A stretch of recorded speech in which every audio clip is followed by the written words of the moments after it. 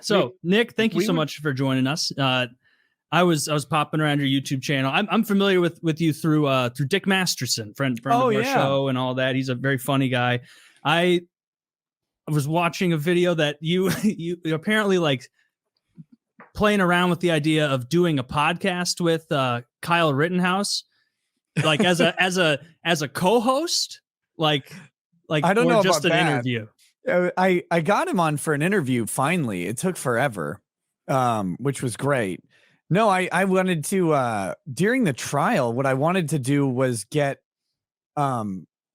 be able to just coach him on his social media thing that would follow, because I feel like he missed out on $1 million opportunity to create a YouTube channel right at the height of all of the attention, reviewing guns. I think that's what he should have done rather than be paraded around to like all of the traditional conservative media. Yeah. Like, what did you everybody get out of else that? made money. Yeah, exactly. That's a good point. I wonder if he would have done well well at it, or if he would have been made to look a fool. Right, he's a young guy. You put a camera on him and a mic in front of him. It won't take long before the people who don't like him. The camera. But the people who don't like him, you can. Shucks, this show alone, I'm sure there's 90 seconds of me looking like an absolute ass. They can do that to him repeatedly. No, none of us. None of us have oodles of clips of being retarded. No, you put a producer behind the camera that knows what they're doing, right? Welcome to Straight Shooters with Kyle Rittenhouse. You could have some fun. You come up with a silly name. I like it already. Shooters. My God, of all the criticisms they leveled at him, it's not that he can't shoot straight. Yeah. I mean, welcome to the Fuck Around and Find Out podcast with your host, Kyle Rittenhouse. Welcome to the map remover. Yeah. You can have tons of puns and then merch. And I always point out that it's incredibly tasteless, but I point out that person who was a friend of a friend of a friend or whatever, who made all that money selling those Trayvon Martin targets. They just sold like hotcakes. Yeah. And tasteless as it was, I know that it was 6 or 7 figures. Just selling those paper targets for a couple bucks a piece. Like, it's like all those companies that made shit tons of cash selling like fuck Trump and Trump rules hats, like on the same webpage. Like, people will buy it just to piss off the other side. Like, there would, even if Rittenhouse sucked ass on the mic, which I don't know, I haven't watched a clip of him talk or anything, but if he was a horrible podcaster, I guarantee a bunch of gun people would still be like, where's your Patreon, brother? Like, where can I support the cause? Like, and that would rake in money too. Yeah. And that would have been great for him, I think. To answer your question about how he is on mic, I mean, he's still what, 20? Like, he's not the best on mic. The hardest part for him though is that he's got this pending lawsuit, and everybody wants to interview him about like what happened.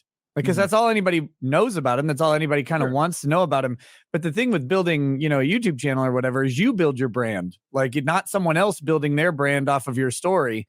And so he could have done that. He could have been like, yeah, you know me, I'm Kyle Rittenhouse. My hobby though is guns. And here's what I like to do. I like to go to the range. Let's go check out this gun and start shooting it. Right. And that would have been an easy way for him to kind of mold the narrative, stay away from all of that political stuff that has potential interference with a lawsuit, and just have fun and probably make a killing on YouTube or whatever platform he chose.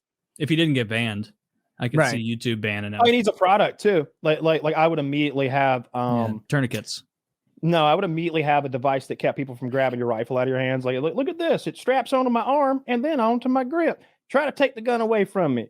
Yep, you're just going to end up. It's like, no, I'm not going to do that. Smart man. Like, wow, you were trying. So that's what I'm talking about. That's how I would produce videos. Like it would have to be jokey, right? If you can make people laugh, it's hard for them to hate you. At least like full throatedly hate you. So you got to do things in a funny kind of way. But he is a polarizing figure. I'll say that. I saw. Whoa. I'll scroll through Reddit and it's something about the civil suit against him popped up on my Reddit feed the other day, and I went through those comments. Whew. Well, that's an interesting place to go through. There's a lot of people in there that are just wanting to describe a theme. Like what? About? Why did he kill those 3 black men? Yeah. Why did he kill those 3 black men in cold blood? Essentially, a lot of people are like really in disbelief they're like, well, he's clearly like a racist murderer, and there was some miscarriage of justice. That's sort of the narrative that a lot of people just care. That's their truth, as if people can have different versions of truth in its own right. That's their truth, is that Kyle Rittenhouse is like a guy who like got away. He's an OJ, and it's like, man, they were all white, and y'all watched the video, right? Like I watched it. Like I just call them like I see they it. were all white, as long as they're all people attacking him. Like, right. But well, I mean, but the racist angle in general, like there weren't any black people shot. He didn't shoot any black people. Well, actually, that's the most racist part. The one black guy who did jump kick him in the face, and kick him while he was on the ground, he shot and missed that guy. Like, what? You can't see black people? What kind of horrific racist are you? What are you? That's why you need. That's why you need the Kyle Rittenhouse tactolite. All right. Some targets in the dead of night. I'm not saying which kinds of targets, but they're hard to see. Okay. Yeah, and all of his products, he could say like, "Give this 2 thumbs down." Oh, because where did we get an angle? Because one of the people he shot with like had crimes. Oh, that's right. Related to that, right? Horrific child. You know charges. More about that. Yeah. Oh yeah, he was convicted. The Joseph Rosenbaum, the first guy who chased him, threw the bag at him and grabbed for the gun. That guy was convicted of forcible sodomy of minors. Oh no! Jesus oh Christ. yikes! I was gonna ask what he really did, because sometimes, especially something about the sexual assault charges, it's like, yeah, but what does that really mean? What does it translate? Well, even that one, we don't know what that means, because sodomy under the law can be anal or oral forcible penetration, right? This one was anal. Oh. Well, there we got it. Heard it here, folks. It was. I understand the charges, and he was convicted. He was found guilty. Yeah, he spent several years in prison down in Arizona, and then or New Mexico. One of those two. It was either Arizona, not one or of New those Mexico. Sheriff Joe Arpaio like places. I hope. Yeah, and then then he had been out for a little bit and went up to Kenosha to start over. It's like, well, everyone here knows what I did. Let's just go to Wisconsin, where no one cares. Yeah, I'll keep a low profile. 6 feet under. Oh, did the child get shot? Oh, did the child get killed? Yeah, I don't think anyone should give a fuck about that guy. Why would you care that someone who sodomizes was killed? Fuck him. Good. How old was the victim? Well, he didn't get killed. They were between. Wasn't he the guy that got his arm blown off? No. That guy's still Gage. One. Oh, he killed the. Yeah. The 2 people he killed had the worst records, which is pretty interesting. Gage had kind of a checkered record, but nothing like crazy. Like the Anthony Huber kid, whose family is suing Kyle now. He was the one who when he held his he was charged with attempted strangulation of a sibling, so domestic assault charge. And he also held his grandmother and sister at knife point because they wouldn't clean the house. All right. Well, I mean, a traditional man through and through. Yeah. Clean the shit up, bitches. Yeah, a little Sigma mindset. Oh, we didn't talk about how old the first victim was. They were very the kid victims of Joseph Rosenbaum.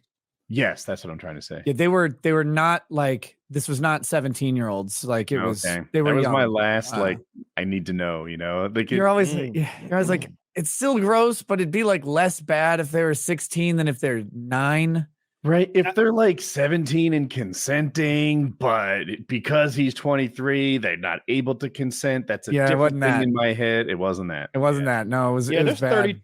There's 32 different flavors of awful sexual and crimes, but I kind of want to know which flavor we're talking about, I guess, so that I can kind of have a mindset when the guy gets his head blown off in the streets. Like, sounds like he straight up butt raped a young person. Yeah, no, not the flavor. No two ways to see it. Oh, yeah, rum raisin, eh? Oh. Rum raisin.